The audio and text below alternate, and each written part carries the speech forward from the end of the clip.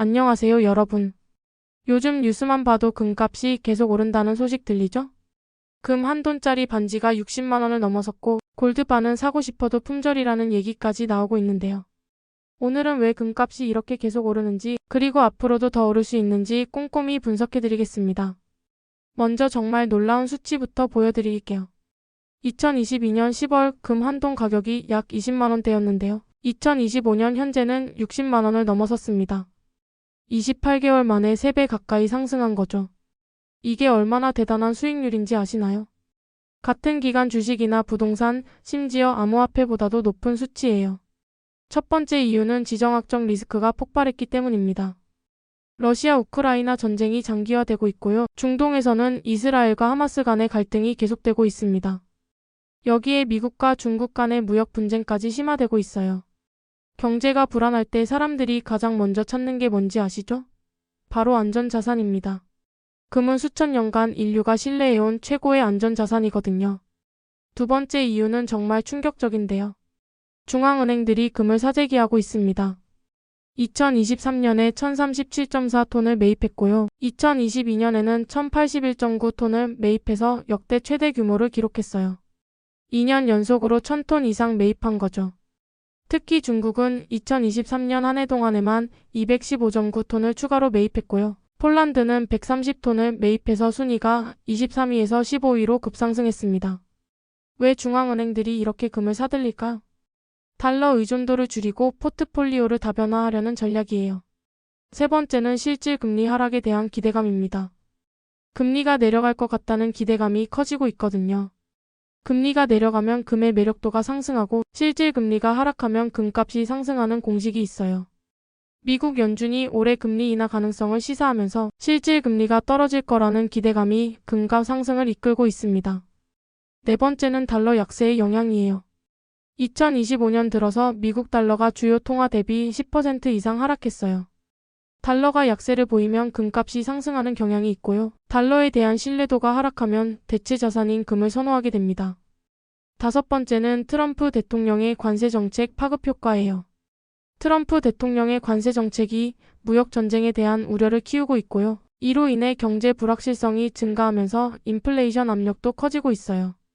글로벌 공급망에 혼란이 생기면서 금 수요가 더욱 증가하고 있습니다.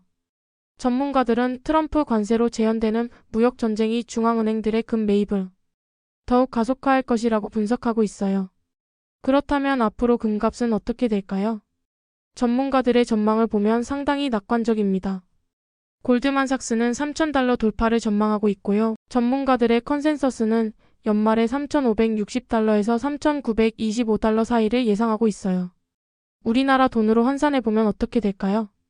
현재 환율을 기준으로 계산해보니 금 한 돈당 말이죠. 전문가들이 예상하는 연말 금값을 우리나라 돈으로 바꾸면 금 한 돈이 58만 5천 원에서 64만 5천 원 사이가 될 것으로 보여요. 가장 낙관적인 전망으로는 65만 원까지도 가능하다고 합니다.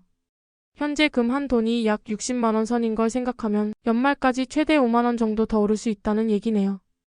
다만 단기적으로는 조정 가능성도 있어요. 현재 금값이 단기적으로 과열된 상태이고 트럼프 정책의 불확실성이 줄어들면 조정이 있을 수 있거든요. 하지만 장기적으로는 상승 전망이 지배적입니다. 실제로 일부 전문가들은 연내 금 한 돈이 70만 원까지도 가능하다고 보고 있어요. 중장기 전망을 보면 더욱 놀라운데요. 2026년에는 금 한 돈이 70만 원에서 90만 원 사이로 예상되고요. 2030년에는 110만 원에서 115만 원까지 전망하고 있어요. 심지어 2040년에서 2050년에는 금 한 돈이 160만 원까지도 가능하다는 전문가들도 있습니다. 정말 놀라운 전망이죠? 그렇다면 금 투자는 어떻게 해야 할까요? 금 투자의 장점을 먼저 말씀드리면 인플레이션 해지 효과가 있고요. 포트폴리오 분산 효과도 뛰어납니다. 경제 위기 시에는 안전망 역할을 하고 장기적으로 가치를 보존하는 특성이 있어요. 하지만 주의사항도 있습니다. 배당이나 이자 수익은 없고요. 보관 및 거래 비용이 발생해요. 단기적으로는 변동성이 있을 수 있고 경제 호황기에는 상대적으로 매력도가 떨어질 수 있어요. 투자 방법으로는 골드바나 금화 같은 현물금, 코스피금, ETF, 금광산 관련 주식, 은행금 적립상품 등이 있습니다. 특히 요즘은 금 통장이나 골드바 적립 같은 상품들도 많이 나와 있어서 매월 일정 금액씩 금을 사모을 수도 있어요. 정리하면 이렇습니다. 금값 상승 요인들이 여전히 유효해요. 지정학적 리스크가 지속되고 있고 중앙은행 매입도 계속되고 있어요. 달러 약세 기조와 실질 금리 하락 기대감도 여전합니다. 장기적으로는 상승 전망이 우세하고요. 단기 조정은 오히려 매수 기회로 볼 수 있어요. 포트폴리오 분산 차원에서 접근하시는 걸 권장드립니다. 핵심 메시지는 이거예요. 금은 단순한 투자가 아닌 경제적 보험의 개념으로 접근하세요. 현재 금 한 톤이 60만 원이지만 전문가들 전망대로라면 연말에는 65만 원, 장기적으로는 100만 원 시대도 가능할 것 같아요.